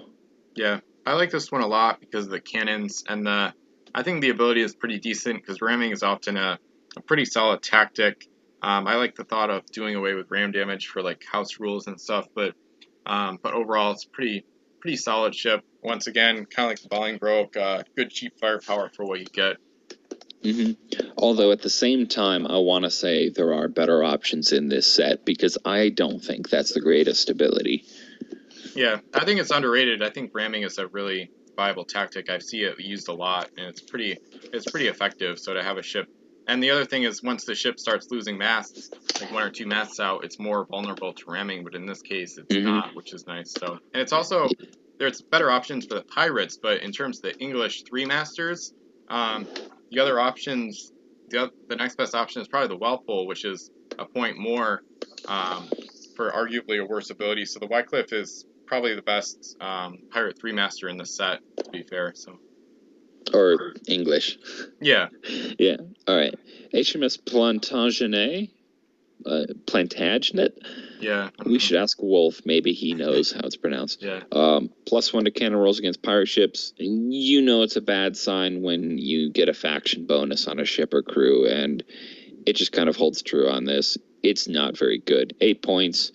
Guess quick move, but average guns hold space and bad ability. Yeah. It's not, I don't think it's too bad, but the speed is really the only thing that makes it stand out. Other than that, it's not too great. Yep, nothing special. All right, and I'm sure you've got something to say about the HMS Lord Walpole. Yeah, she was one of my first 2 English ships along with the Birkenhead, like I said. I think this one is still underrated. Obviously, there's like a lot of favoritism bias, but I think it is a good ship. 10 points, sport cargo, L move, 2S, 2L, 2S guns. When this ship hits another ship, you choose which mast is eliminated. I don't really want to focus on the ability too much because it's not worth getting in a fuss about it. I think abilities sometimes are overrated because the ship stats usually matter a lot more. But this one is a good gunship, good value for your points. Kind of similar to the Wycliffe, but a little bit more expensive for a little more cargo, so you have some more options to do with crew. And then the ability, it is nice. Oftentimes a ship will have pretty much the same ranks, but in terms of sometimes you'll be facing a ship that has like a really good cannon in the middle, but other than that, the ability is not too exciting. At the same time, strategic mast elimination does sometimes make people play in a way they weren't hoping to. It can put them on the back foot sometimes, and on some ships where some guns are better than others, it may be useful, but situational, I guess we can say. Yeah. All right, Admiral Morgan. This is 5 points, and on a 5-er ship, an extra action. Not same action twice. Your thoughts? It's one of the best abilities in the game, just like the SAT. I call this one EA for extra action to shorten it, kind of like the SAT, same action twice. Similar to the other one, this one should have costed more. This one's a little bit more appropriate cost. It's just a great ability. You can use it on gunships or gold runners or hybrids. It's really versatile, and it's just an ability I've used a ton, and I like Morgan a lot. So, and it's cool how they connected it to history too, which is nice. All right, next we have Sir Christopher Mings, who is an SAT for the English, and he has a link to Mings Marauders. We've already gone over 3-point SAT with Calico Cat, so I'm going to talk about Mings Marauders here. And this is 3-point ability. Other ships do not block this ship's line of fire. How do you feel about that as a crew and as a linked crew to Mings? I don't care about the link at all because I don't think it really matters. But I think the ability is decent on a crew because you can at least pick where you use it. Like with the Revenant, you have a bunch of S-range guns, so it's not as good as it is with L-range guns. But with Mings Marauders, you could put it on a ship like HMS Victoria, which I know has all L-range cannons, and then you can get that ability to work on more of the cannons because S-range is pretty tough. You have to be like really lined up perfectly to use this ability to shoot through another ship. With L-range guns, it becomes more of a factor. So it's a good ability for a crew to have. I just don't really seek it out because outside of like specific situations, it's tough to use it. Maybe in like a really crowded battlefield with like some big ship like protecting the other ship or something like that. But other than that, it's a pretty specific ability to try to use. Yep. I agree. It doesn't seem like one I think I'd ever find myself using. Yeah. All right, Carbon Charlie. When the ship is docked at your home island, you may eliminate one treasure. It becomes a 3S cannon that can be eliminated only when the ship sinks. It's 3 points, and it's got a link, which we'll talk about next, I guess. I have never used this ability, but I have been intrigued by it. Have you seen it used? Yeah, I was starting to laugh because it's really not that good, but it becomes way more viable in campaign games where gold is spent as the game goes along. And this is one of Xerx's favorite abilities. He's a member of the Miniature Trading Forum, who anybody doesn't know. And it's not one of my favorites, but it does become pretty crazy in campaign games because you can just leave a ship docked at your home island and just eliminate ones for like turns, turn after turn after turn. And there's specific ships that's good to use it on, like HMS Dreadnought, which has the ability that the ship's cannons can't be eliminated unless she sinks. So then if you add more cannons to the ship with this ability, you can really make her worth the huge 26-point cost, which is pretty much impossible to make her worth using in a smaller game. So in Vassal Campaign Game 1, I actually used this ability for 10 straight turns on the Dreadnought. So I gave the Dreadnought 10 extra cannons. So then I had, the Dreadnought had like 15 cannons. So then I sent her into battle against the Cursed.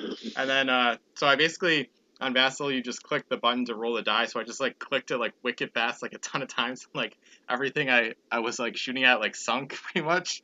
So it's pretty fun in that case. But the reason I say it's not good in regular games is because you have to eliminate treasure, which is the way you win the game. So it's like kind of like the opposite of what your goal is in regular games. So it's only good in like, I mean, it can be good, but you have to get, it's super situational in small games. If you have like a 1 and for some reason you need some extra firepower, it could work, but it's usually not worth spending points on.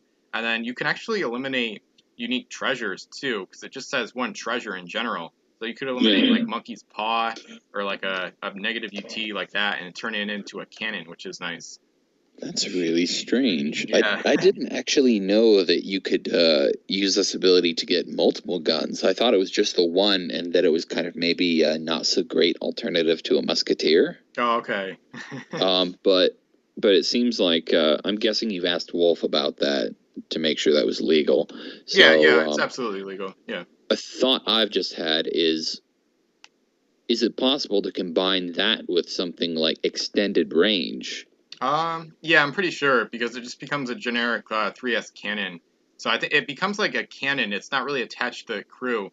Like once it becomes a cannon, you can dump Charlie or put him on a different ship, and then you still have the cannon on the ship. You don't need the ability to keep functioning. It becomes like part of the ship. Yeah, I guess it would really only work for ships, so you'd have to find a way to get an extended range or, a range doubler sniper keyword onto a ship to make good use of it. But, so you can't put it on a flotilla because it says when a ship is docked, and you can't dock a flotilla. Yeah. That's a good idea for a combo, though. I like that. Yeah, I just wrote that down. I want to do something with it. Yeah. Powder Pete. Where is Powder Pete in here? Oh, there he is.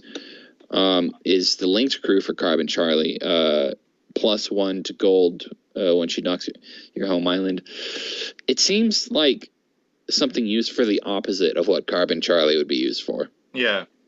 Yeah, it's a good ability, just like Gallows. Only +1 versus +2, but it's still a great ability. I think you can essentially combine them, but yeah, but it's, I don't know, it's interesting. I haven't really actually used the link, at least as far as I remember. Yeah, that link I don't think is ever going to be used. Those crew are not meant for the same. I mean, I think it's viable actually, because you get +1, because then you're not giving up gold that you get in the regular game. So you're creating cannons with like free gold that you're creating like externally, and then you're turning those into cannons. So I think it's a viable link. I think it's just tough to pull off in small games. Just like any game with Carbon Charlie is going to be tough to pull off in a smaller game. So that's just given me a really evil idea, actually. Use something like that. Use the +1 and the +2 crew on a treasure runner, but fill the islands with 0 value coins. Yes, yeah.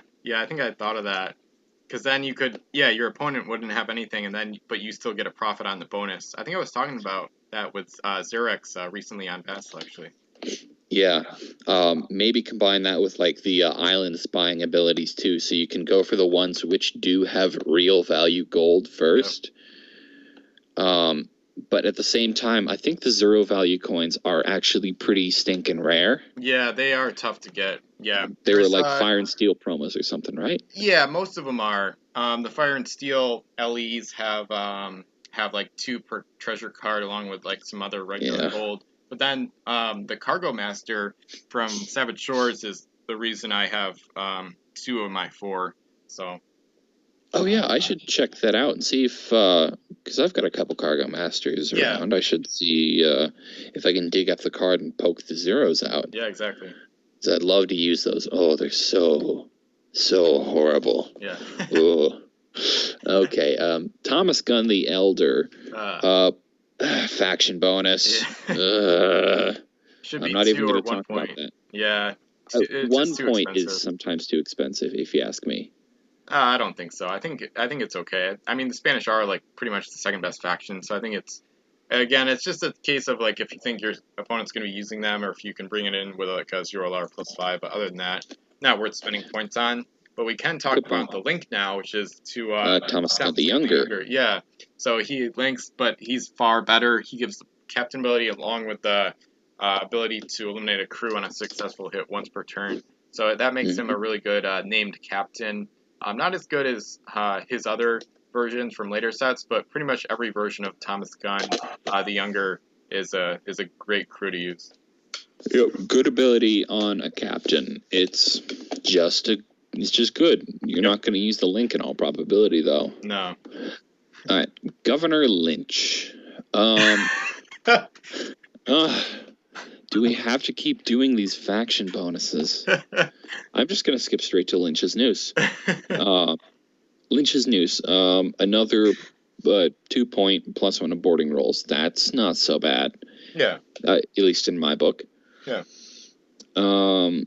Countess Diana Dune, who I need to write the entry on for the story wiki, but this is another one of those point cost reducers for 2 points. Brother Virgil is the link. Where's Brother Virgil? Oh, Brother Virgil I think is a really interesting crew. Yeah, he's great. Because I think he's the only British crew to get the English crew to get the ability where any nationality can use their abilities on a ship. Yeah, exactly. It's really good. Yeah. He's best used for like really crazy setups. Like I used him to get Davy Jones on the Prince of Chichester, and then you can put him on the Dreadnought, which is a 26-point ship. So then you still have 23 points to use with other nationality crew.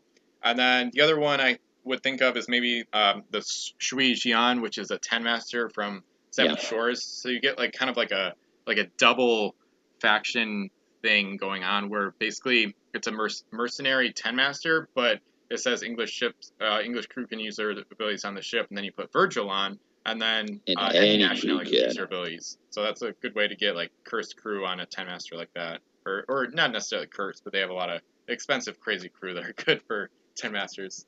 yeah, Brother Virgil is a much better crew than you would than his simple ability text would belie. Yeah. And I'd argue that because of the super high value of crew that you'll probably use with him, his link to Diana Dune may actually be of use. Oh, that's a good point. I didn't even notice that. Yeah, that's a good point.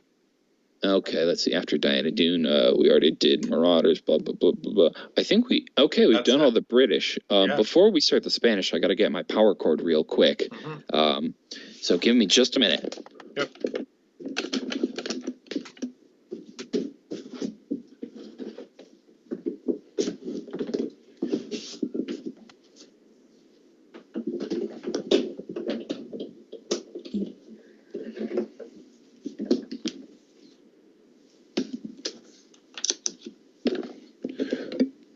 Okay, I'm plugged in.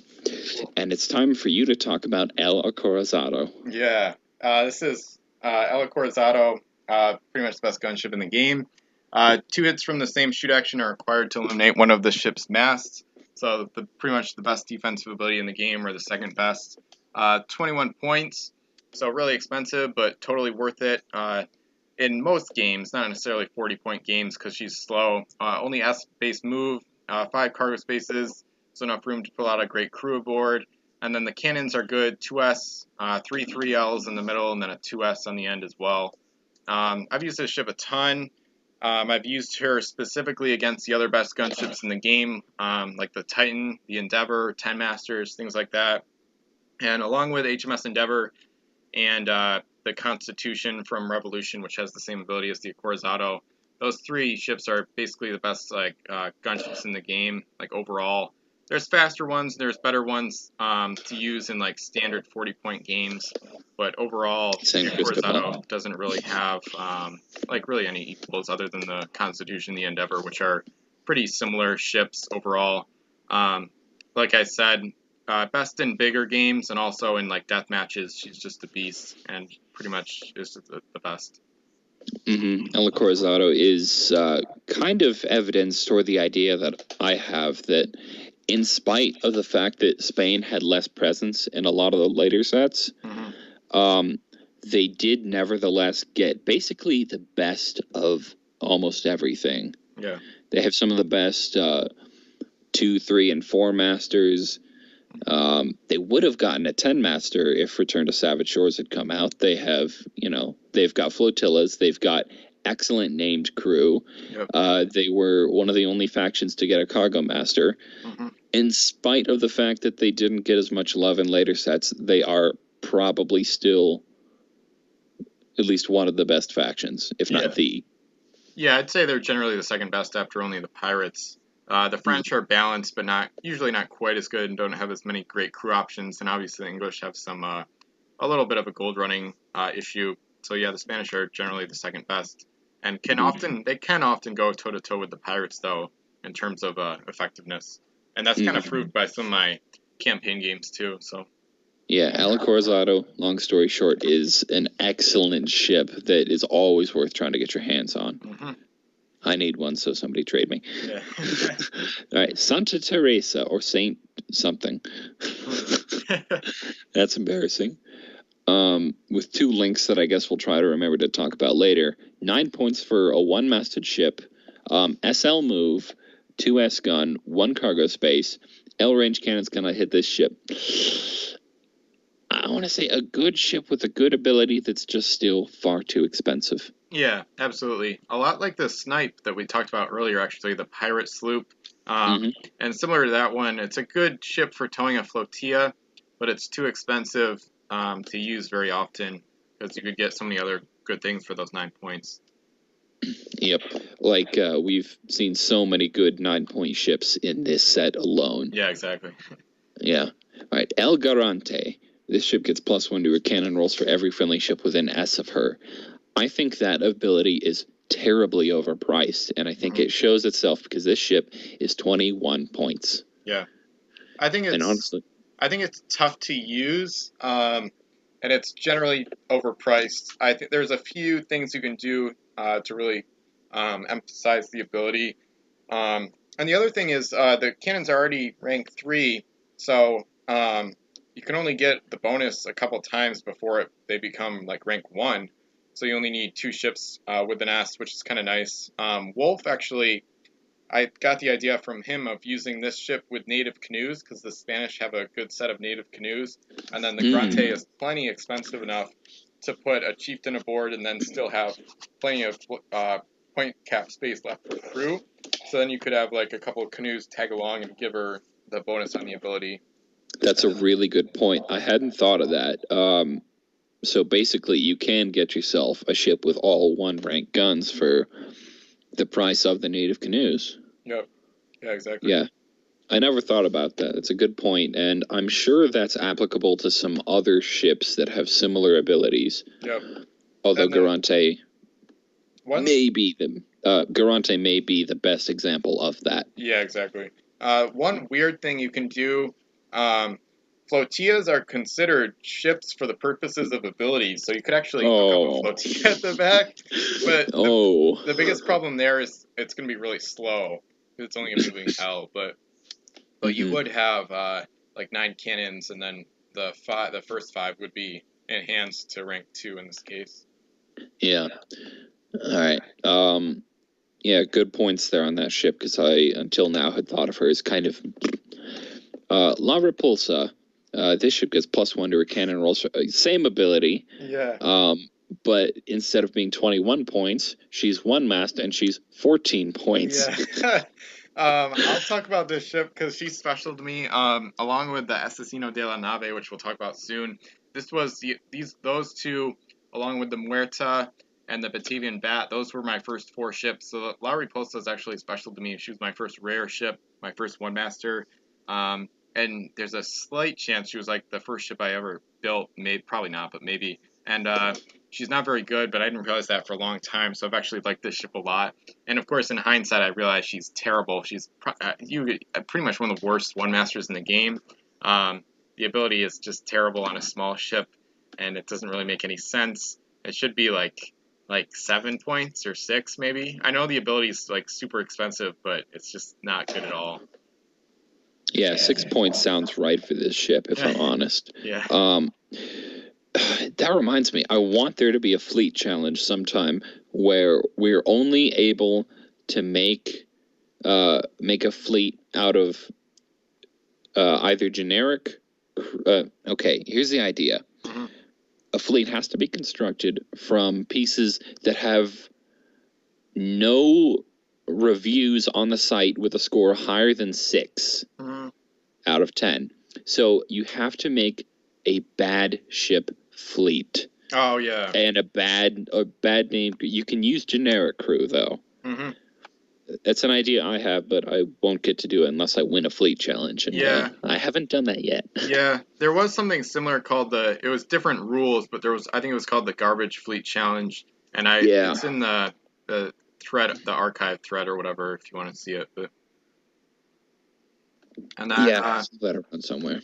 And then the Hoya del Sol is the next ship. This one is one of the best ships in the game, really. 12 points, but 8 cargo spaces, a lot like the Dark Hawk II. And SS move. The cannons are not great, but they're okay for a gold runner, basically is what the ship is for the most part. She gets +1 to her boarding rolls, so a nice ability that would be kind of defensive in this case. So she's durable, and she gets +1 to boarding rolls in case the ship attacks her. So this is one of the biggest cargo holds in the whole game. So a really great ship for getting gold, and with the durability and the +1 to boarding rolls to help defend that gold. Yeah, this is an excellent ship.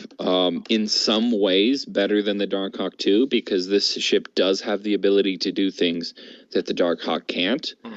The reason why she's 2 points more expensive, despite having worse guns, is the fact that she does have a couple linked crew, which, again, later we'll check out. No, it's because of the ability, not because the links are not specific to this ship. They're generic links to all Spanish ships.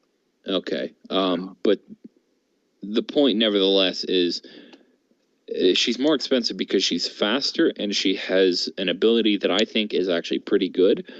Because I can think of two pretty solid setups for La Jolla. One is Dominic Freda from Rise of the Fiends, who is a combination explorer and hold space booster. Yep. Do that in a helmsman, and you've got a large, durable treasure runner that's moving 3S, has an explorer and 8 cargo spaces. Yep. That's excellent, really. Yeah. And the other one being something like a helmsman and a re-roller, and turn her into a boarding interceptor. Harass the living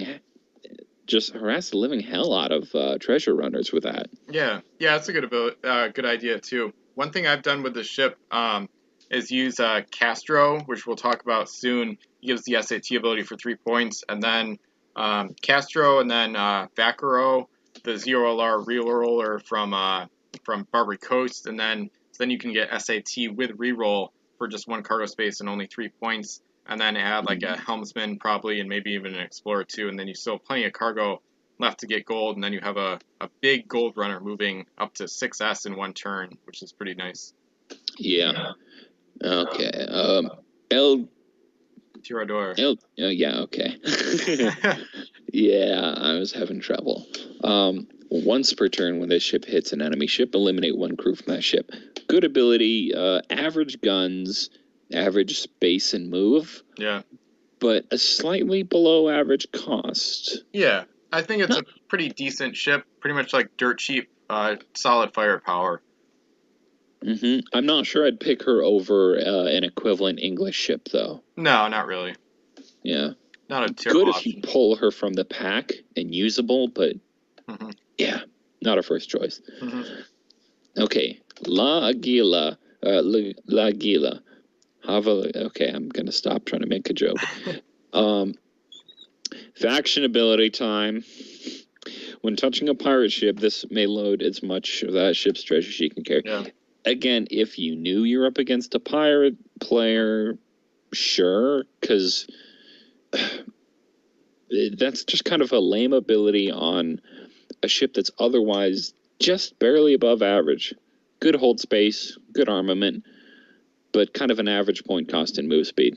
Yeah, I think it's pretty good. The ability doesn't really help because it's even more specific than +1 to cannon rolls against a faction, because it's even more specific in nature.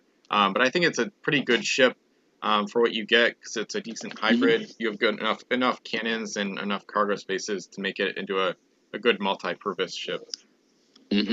Although at the same time, she's just, she's just not special enough to. Oh, and she's not fast enough to really make use of that ability either. Yeah, true. Yeah, the ability is kind of like an afterthought. That's why I like to focus on a ship's like stats and things like that, because without the ability, if you just ignore the ability, it's a pretty good ship. It's just a waste of like a 1 or 2 point ability. So. Yep, that's true. All right, so what are your thoughts on Cazador del Pirata? This is one of my favorites, actually. I used her a decent amount. Like I said earlier, I love ships with large cargo holds. This one has 6, 11 points, L move. All the cannons are 3L for a 3-master. And then it gets +1 against the pirates, which is, again, we're not loving those abilities, but at the same time, the pirates are the best faction in the game, and they're they have the most ships and crew in the game, so at least you'll be more likely to see them than any other faction for the most part. But beyond that, though, I think it's a really good hybrid, kind of like a lot of the other ships in this set. I would usually put you could put some named crew aboard, but even just the basic like Captain, Helmsman, Explorer setup gives you a good gunship moving LS with 3 cargo spaces open. That's good against pirates and has nice long-range firepower. So I love this ship personally. If you look at this ship independent of the ability, then you're still at 11 points with great cargo space, good armament, and an average move. Yep. It's a worthwhile ship, even if the ability bothers you as much as it does me. The next one, this is the original version of La Resolucion. This one is good. It's not as notable as the OE version, but it's actually really underrated as a result, kind of like how the Darkhawk overshadows the Pandora in a way. Once per turn, the ship may randomly take 1 treasure from any ship she touches. So a decent ability, but like I said, I don't like to get too hung up on that. The stats are good, 12 points, 4 cargo, L move. The guns are quite good, 2S, 3L, 3L, 2S. So quite a good gunship with just enough cargo space to maybe utilize that ability or grab some gold from an island. So not really a hybrid, but a very solid option to use for the Spanish. Not like super excellent, but still worth using at least once or twice. Yeah. Asesino de la Nave. When this ship hits an enemy ship, eliminate 1 cargo. A trio of 2S guns. Average move, 12 points, 4 cargo. A good ability. I'm going to say that in comparison to some later sets, it may be a tad let down by the fact that it only moves L. But aside from that, it's almost there. It's almost great. Yeah, I think it's quite good. It's definitely one of the best like offensive abilities in the game. To eliminate cargo with every hit, because unlike the other ability, instead of once per turn to eliminate a crew, this is on every hit you can eliminate cargo, which is crew or treasure. So it's a really great ability. Oh wait, you're right. It's you're really right. I thought this was a once per turn type of thing. Yeah, no. And then combine it with the 2S cannons, and it's pretty brutal ship to use against your opponent. Actually, you know what that makes me think? Can you stack this ability and the once per turn so the first hit destroys 2? Yeah, you could. 2 crew if you wanted to pick that. Yeah. Yeah. Okay. And the cargo, does that refer to both crew and treasure, or just crew? Yeah, and equipment, anything. Yeah. Okay. That's good to know, because I meant to ask that at some point in the rules thread, but it kind of went over my head. Yeah. Now that you've pointed out to me that this is not the once per turn, I can see this being really scary to go up against if you've got a heavily crewed ship. Yeah, absolutely. Yeah, because with that ability and this one, just taking 2 hits and you could lose 3 crew. That's pretty intense. Yeah. All right. This one, La Furia. This one eliminates 2 masts with 1 hit. It's only a 2-master though. 12 points, 3 cargo, L move. Both cannons are 3S. This is a good example of a ship that this ability should really only appear on bigger ships, because without the ability, this ship would probably be like 5 or 6 points, but then with the ability, it's 12, which makes it almost unusable, because the cannons are just not that great, and there's far better options. You could get the Asesino for the same price and a much better ship, so. I think it's just a case where the ship itself is too expensive. I could see this being viable, this ability being viable, if this ship was 7 or 8 points. But the ability is what makes it 12, though. That's the problem. Yeah, I know. Because, I'm just kind of trying to compare it to some of the better 2-masted ships out there, like Executioner from Revolution. Yeah. Yeah, because, this is very much gunship only. Yeah, it's tough to use. I want to say it's a 7 or 8 point ship in a 12-point gown. Yeah. All right. El Duque? Yeah. Duque? I think so. Okay. This one is... okay, I'll describe it. 11 points, 4 cargo, 2S move, a 3L and 2 4S guns, so nothing special. If this ship has a captain, she gets +1 to her cannon rolls. I'm not a big fan. Yeah. It's almost a multi-purpose ship, but not quite. I've seen people defend this ship online on the forums, and people people like this ability way too much. There's a big difference, or there's not a big difference between getting like this ability versus like if you got a ship that just had better guns in the first place, which usually might cost less or the same amount. So with the captain ability, it's 3S, 2L, 3S guns, which still aren't that great. So I'd much rather have a lot of other ships first before this one. I think this ability makes people think it's like a great gunship, or that's what I've seen in the past for this one specifically, and it just doesn't really hold all that true. It's still not like a great ship, even if you put a captain aboard. Yeah, it's a good ability wasted on a ship that's otherwise just not quite there. Yeah. All right. The next one, Pescados de Plata. This one is pretty cool, actually. Once returned, the ship may move S after unloading cargo. It's a 2-master, 8 points, 3 cargo, S+S move, 2S, 2S cannons. So good little firepower. I don't know, it's kind of hard to know what to do with her because the guns are so accurate that you might want to put a captain aboard, but she's also a decent cargo ship. There's a nice combo. Once again, I'll mention Wolf because he's the one that mentioned it on the forum a while back. You can pair it up with Master Bianco and then Bianco's Haulers, which are 2 linked crew that we'll talk about soon. And then you can have a pretty nice little combo where you can move S after unloading cargo, and then unload cargo at your home island if she's within S of it. So you can kind of save S+S on each trip, along with having 4 cargo spaces in that case. Yeah, I have trouble praising this ship in particular because at its point cost, it's just ever so similar to the ship I mentioned earlier, Executioner, the 2-mast ship from Revolution. Yeah. Only this ship has, I think, less gun range. I think Executioner is 2L. Yeah. Same move. This has less cargo space and I think overall a less useful ability. Yeah, I agree. I just think it's kind of a nice kind of like a mini hybrid sort of. Not a great ship, but it can be decent at getting gold or being like a support gunship. Yeah. It's just almost. It's almost there to being a good ship. Yeah, I think it's good. I just don't think it's great. All right, El Corazon del Mar. If derelict, this ship gets a base move of S. So, okay, it's basically a ship with the oarsman built into it.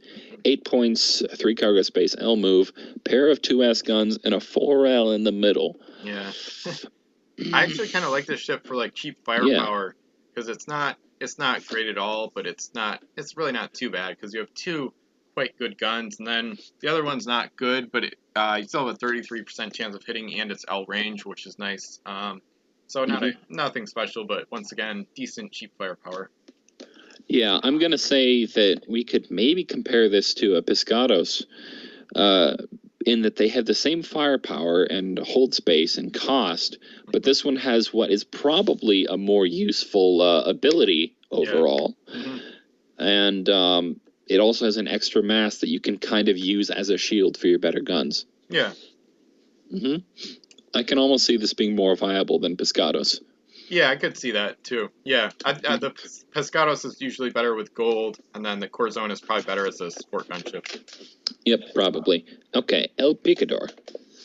This one, 5 points, 2 cargo spaces, SS move, 3S cannons, 2 masts, no ability, kind of like the HMS Dover. And once again, it kind of helps the ship because she's not spending points on an ability she doesn't really need or want. So it's a good dirt cheap option for the Spanish. It's really overshadowed by some of their ships from other sets, so it doesn't really stand the test of time as well as the Dover. Pretty much average. Not really much to say other than that. Yeah, just super average. I think there are much better ways to spend 5 points, though. Yeah, absolutely. Yep. Yeah. Okay, El Leon. I like this one a lot. It's actually, you'll notice, it's pretty much the same ship as HMS Wycliffe. So good cannons, ramming can eliminate the ship's mass, 9 points, 3 cargo, L move. It's very much the Spanish version of the Wycliffe. Once again, I think it's very good, cheap firepower with a nice defensive ability, but not much else. Yeah, that's basically all it is. It's got good guns, it's cheap, and it's got a reasonably good ability. Yeah. Everything else is just kind of average. Yeah. Yep. Okay, now we're getting into Spanish crew. Capitan Alarico Castro. He is the only, I think, Spanish crew to get SAT. Yeah, I think so. Yeah, and as a result, I think I used him I sort of used him in a recent fleet. After adjusting it to make it legal, I need to rewrite it. Yeah, okay, Capitan Alarico Castro is linked to Castro's Loyalists, which, if I can find... okay, there they are. Castro's Loyalists. This ship gets +1 to boarding rolls. Between the two, both those abilities for 5 points, because they're linked. Yeah. In 1 cargo space. Not bad. Yeah. Good for an interceptor type of thing. Yeah. Next we have Comandante Luis de Alva. This one plus one against cannon rolls against English ships for 3 points. Should have been 2 points. Not really a crew worth using for the most part. So we'll move on. Master Gunner Rogelio Vasquez. This one is pretty unique. All the ship's cannons have L range. He costs 5 points. This is actually a pretty cool ability. It's better on a crew than on a ship because you can put it on any ship that has a lot of S range guns to make all of them L range to really try to maximize how much extra range you get. So you could use this on a Spanish ship. Asesino? Yeah, that's a good example. Yeah, the Asesino de la Nave has all rank 2S guns, and then you can make them all 2L with this guy for 5 points. So not a bad option. And he's linked to Joaquin Vega. This ship ignores the first hit she takes each turn as long as she has all of her masts. Yep. That, I've just thought, would be good to put on El Acorazado. Yeah, I pretty much always use this guy with the Acorazado setup, which is my favorite setup. Because then you need to hit the ship 3 times to damage it. Yeah, exactly. It's pretty nasty. And it's also unique because Vega is the only crew with this ability in the game. There's a bunch of ships with it built in, but not many. I think he's the only crew with this ability, which is really unique and kind of exemplifies Spain's advantage in named crew and that they sometimes enjoy. Yeah, that actually that's made me want to assemble a forum post for abilities that are native to one faction or two in particular. Yeah, it's a good like idea. How only the Spanish and the American have access to cargo masters, and only Spain has this. Yep, exactly. Yeah, I think we'd want to list all the most notable crew from each. Yeah. All right, Master Bianco. This guy's good. I've always liked him. He's easy to use. 3 points. Ship gets +1 to cargo spaces, and then the crew takes up no cargo space. So you basically get an extra cargo. I know people like this ability. I think it would have been better at 2 points. I think it's okay at 3. I think 2 would have been a little better, but it's a good ability. You could use it to add an extra crew to a gunship that's really expensive, or add it to a gold runner to get more space for gold or whatever. So it's a nice versatile ability that's useful in a lot of different situations. I like this ability quite a lot. I often will use it. I think the Pirates have one just like this, Gentleman Joe card. I think England got one in Barbary Coast as well. Yeah. But I don't think France or America got it. But overall, a pretty good ability. He's linked to Bianco's haulers. This ship may unload cargo at your home island if she's within S of it. I can see this being paired. Yeah, like I said, with that Pescado combo, or any other gold runner, really, like the Hoya maybe. It's a pretty solid combo. And overall, the haulers, I don't really use that ability a lot. You can do a few things with it that are pretty unique. There's a mercenary submarine called the Slipstream, which allows a crew of any nationality. Literally what came to my mind. Yeah, and so if you use this guy on the Slipstream, it's a unique way to unload cargo from a mercenary ship, which is nice. And the fact that it's a submarine means that although it may not be super fast or carry a ton, it will be one of the safest ways to transport gold. Yeah. All right, Fernando Sanchez, home island raider at 5 points. Yeah, too expensive, I think. The linked crew, Nemesio Diaz, is a canceller for 5 points. He's linked. I believe you have some good things to say about cancelers. Yeah, they're just insanely good. Kind of like getting Gallows with the +2 gold ability. They win games sometimes on their own in a way, and they're just so good. They're also underpriced. I would pay a premium for them, like 7 or 8 points. Sometimes they're just that good, and they're definitely extremely effective on pretty much any ship. Like if you put it on a gold runner, you can cancel an enemy ship's captain when they come into range, and you could save yourself. Or on a gunship, the same thing. Or you could shut down an ability like the Acorazados to make her far easier to hit, things like that. So Diaz, he was the first canceller. The Spanish were the only ones to get one in this first set, Spanish main, but eventually the other factions, most of the other factions got at least one each. And he's just a great crew, really.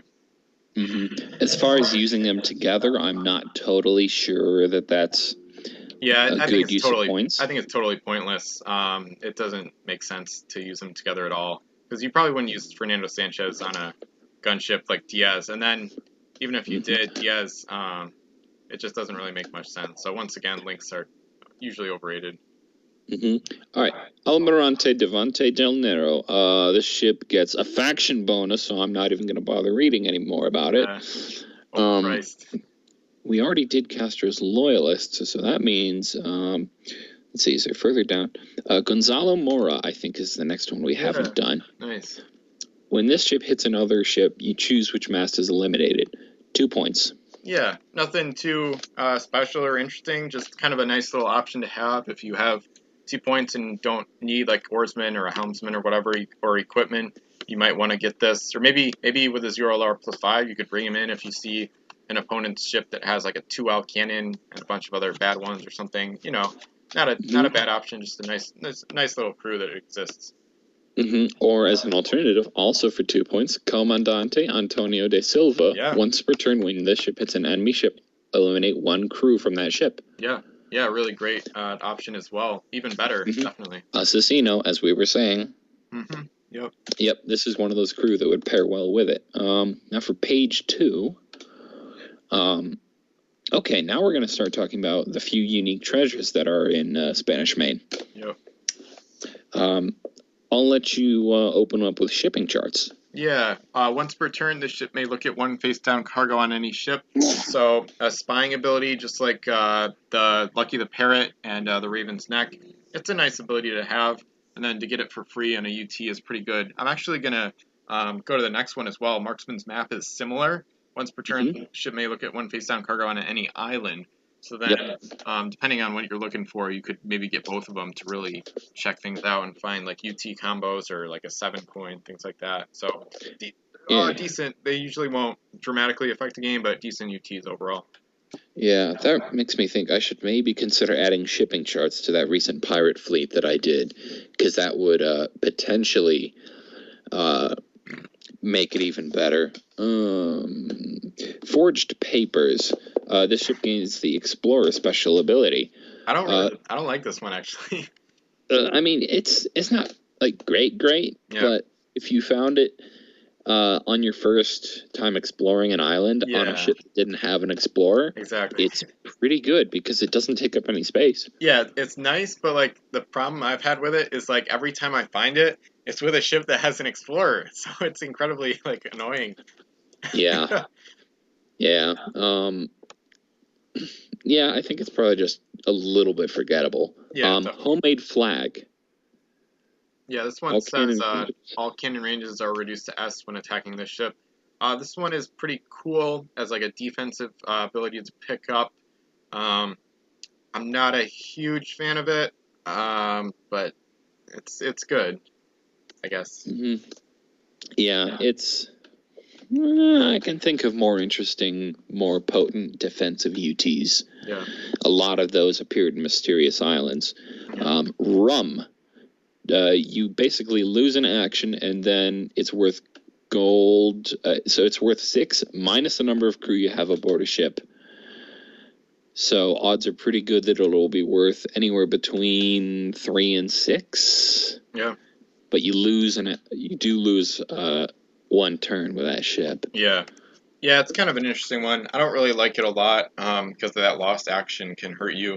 One thing that people used to do back in the day, this is something I learned from Wolf as well. It's called like the rum bomb, where basically you get like a small ship with rum aboard, and then you intentionally ram like an enemy gunship, and then that you let them win the boarding party, and then they take the rum, and then they can't move on their next turn, which is cool. Oh, that's really interesting. Yeah, so it's pretty sweet. Although, can you transfer unique treasures between ships like that? Yeah, in a boarding party. Like ideally, you would have the small ship would only have rum aboard, and it wouldn't have any other like treasure, crew, or whatever. So then they have to take the rum. Huh. I didn't know you had to take something if you win the boarding party. Empty. Yeah. Okay. Yep. Okay, next one is Plague, and I see this one as being kind of useful for maybe kind of useful if you had a sort of suicide torpedo ship. If you found this and then just rushed the most crewed up gunship that they have. Yeah, Plague is just absolutely devastating. It's still one of the most like powerful and like impactful UTs in the game. It says all crew on the ship are removed. When the ship touches any other ship, pass this treasure to that ship, and the crew on that ship are now removed. And while in possession of the scurvy treasure, the ship cannot dock. So this is one of the most devastating UTs in the whole game. It can totally turn a game on its head, because then like a ship will find it, and then it'll try to pass it off to the enemy, and then you'll keep passing it back and forth. It's crazy. In theory, too, I said you could charge a gunship, but the thing that prevents them from docking makes it also good against a gold runner. Yeah, absolutely. Right. Yeah, it's just whenever Plague appears in a game, it's pretty much guaranteed to like cause chaos. Pretty much, it's crazy. Yeah, it sort of reminds me of Albatross from South China Seas, but we'll get to that in a few weeks. Yeah. Now we're just down to, I think we've got like a couple promo items that I'll want to see if we can find on here and talk about. Yeah. But also, let's talk about the generic crew and if we think they should have been at all different. Yeah. Starting with the captain. I think this has been talked about before too. I think they could have costed generic crew a bit differently based on other abilities and other generic crew abilities, because the captain and helmsman abilities are still the best two in the game, pretty much. And the thing is, though, even if they were more expensive, you would still pay for them because they're still worth it. So, like, I could see captain at 5 and maybe helmsman at 4 or 6 and 4 or something like that, but they'd still usually. Or even 4 and 3. Yeah. Yeah, they're so good that everybody uses them, but we're also at a point where I don't really care to say that, they need to be more expensive, because they're just sort of so integrated into the game now that everybody's sort of used to them. Yeah. No, I don't think they should be more expensive. I'm just saying, like, if it was from the start, compared to other abilities, it would be more useful if they were priced higher. It would make more sense anyway. Yeah, they would also have a sort of cascade effect on making a ton of other crew much more expensive, though, like a lot of the named captains. Yeah, absolutely. Yep. Cannoneer. I like this one better than Musketeer because it's cheaper and gives a similar effect. Sometimes even better on ships that have rank 2 guns. Yep. Maybe... I almost want to say that it maybe could have been a 1-point crew and that Musketeer could have maybe been cheaper, but that might throw off the balance. Yeah, possibly. Yeah, actually, I do want to say the Cannoneer would be a good 1-pointer because you can get, for 3 points, a reroller, which has this ability plus more utility. Yeah. Yeah, it's far more versatile. Yeah, that's a good way to put it. A Cannoneer is not quite as usable as it could be. Helmsman, we've just talked about. Excellent ability, maybe a little bit cheap, but we're not going to ask for it to be changed. Oarsman. This one, I like this one a lot, actually. I think it's a little underrated. And the new updated ruling with the Oarsman keyword is part of the reason for that. Because, well, I say new, it's not really new anymore. But basically now, if you have an Oarsman crew, the ship is not derelict when she has no mast remaining, which means you can't make scuttle attempts, but it also means that enemy ships can't capture you right away, because you have to eliminate the oarsman first, which is a big deal. Which means I assume you've basically got to board, technically win a boarding party, and then kill the oarsman? Exactly. Okay. Okay, that's good to know, because I feel like that may have changed a game outcome or two in the past for me. Yeah. Oh, well, I won't tell them.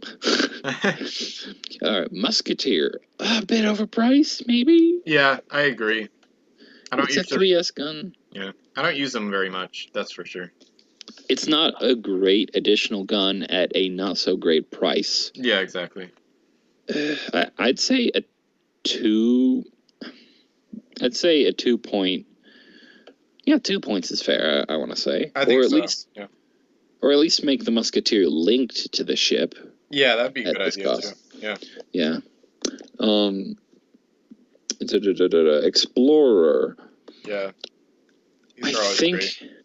I think it's the right cost, yeah. but the fact that they take up one cargo space, which could be used for a helmsman on many gold runners instead, exactly.